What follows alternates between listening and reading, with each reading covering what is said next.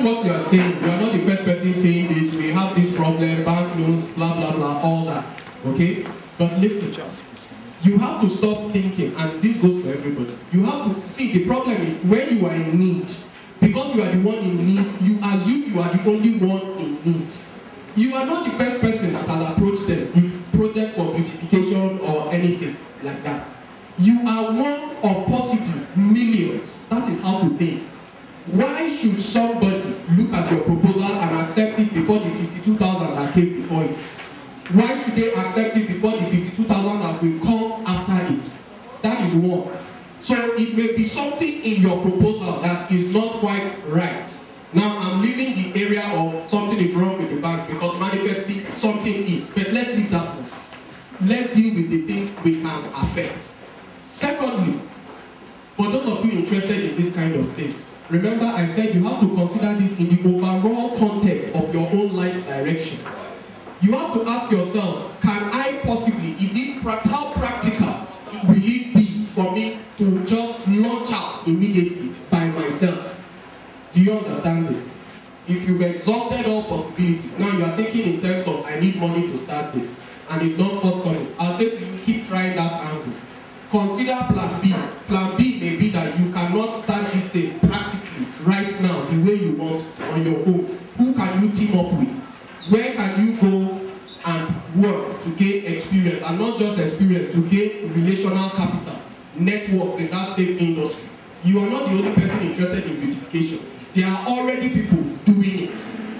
So how do you get into this industry? This is one of the things you have to understand. As an entrepreneur, this is the way to think. Whatever field of economic activity you want to enter, think of it as a territory under occupation. There are already people in that territory. They are already ruling that industry. You have to study those people, study the dynamics of that industry, and decide strategically which way it is for you to enter.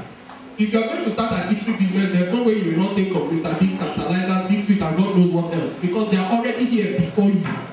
Okay, so you can't just as if the industry was waiting for you to come. Okay, so please, you have to consider it this way. My dear, I'll say persistent. Keep pushing those proposals as you are improving them. Keep pushing them, and if as you're doing that, consider plan B. Okay, consider the fact that you may have to work, possibly work for free briefly. I know that somebody will get an ulcer from hearing work for free. My idea? No, listen, life is not like that. When I say work for free, I don't mean that you will work for nothing at all. That might happen. The first job I had, I was earning 7,000 for coming for 2 days. And I was coming for 5 days, all the same, even though officially I was supposed to be going there for 2 days. It will give you, number one, experience. There are some opportunities that will not give you money. Money isn't everything. When you are starting out in an industry, you need, above everything else, experience, and the second thing you need, relational capital. Because it is your relationship that will open doors for you. I need you to understand this. So think of how you could possibly work in a place, not earn anything or earn very little, but gain experience and gain relational contacts. Okay? Thank you very much. Good afternoon, everybody. My name is Aki Enejo Emmanuel. I was so much impressed based on the talk of the last speaker, and I want to come in this way. He said something specifically concerning teaching, that his wife teaches.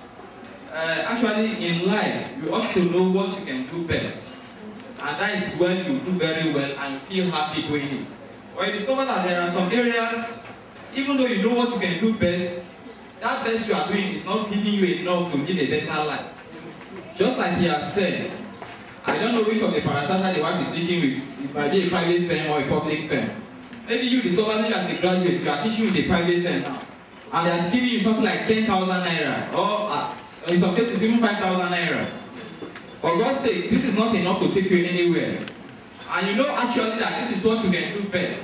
What else or how else can you do as in to improve your life? Thank you very much. With this thing, please, when I speak on issues, I'm always keen to stress that you must look at your own life within its own context. Make these decisions. So I'm not just speaking broadly of entrepreneurship. I'm trying to situate it within a personal context. Okay? This thing is about choice. Okay?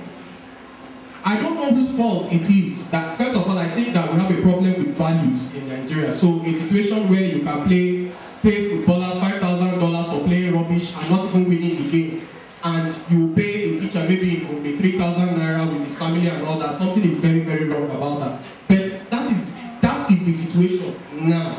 I'm talking about you and the things you can affect. Now it is up to you. You decide. There's a choice here to be made. Are you married? Are you married? No. You're not married. You don't have children. Honestly, let me tell you something. And coppers, this goes for you. You are earning 9,775 naira. Am I right? That is below the national minimum wage. Okay? So I am on your side completely. You need more. But let me tell you this. I always tell coppers something. You are earning poorly. That is true. But collecting your allowance and blowing it on 6 bottles of beer immediately is not helping your own situation. So you yourself, you have to help yourself. This is the situation in which we find ourselves. You are talking of 10,000. There are teachers earning 5,000. 3. The teacher will earn 3,000. The headmaster is earning 4,000 because of the headmaster. He has to run a home. You have to make choices. Now please listen. When I say that when you make this choice, you are making a choice. This is not an emotional decision. I'm not telling you to become this because it feels good. It does not feel good. You will suffer. You will have to cut your coat according to your size. Maybe according to your junior brother's size. You have to do things. You have to sacrifice. Okay? You cannot, listen to me. Please listen. You can work for 5 years and you will not have your car. Do you understand? That is why the last thing I told you is you have to get rid of certain images of success.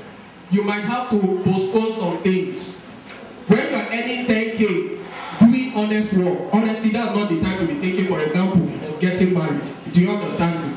So these are choices that you look at it. If you believe that your life's calling lies in the place of teaching, then go for it and believe that because you are answering your life's highest calling, things will happen for you. And the fact that you're teaching does not mean that that is all you should be doing. There are other avenues. That's why I spoke of multiple streams of income. Okay? So please, I have to answer this question broadly so that we can be quick. Okay? Please. Thank you very much. Thank you very much. Thank you. My name is just for a few minutes, the brand manager of Global Bank Nigeria PLC Marketing, to please come forward and charge us a little bit, Mr. How to do it. Heavily represented by Dr. Rice. All other protocols are observed. I was encouraged to come here because of the ideas the coordinators put in paper and discussed with me.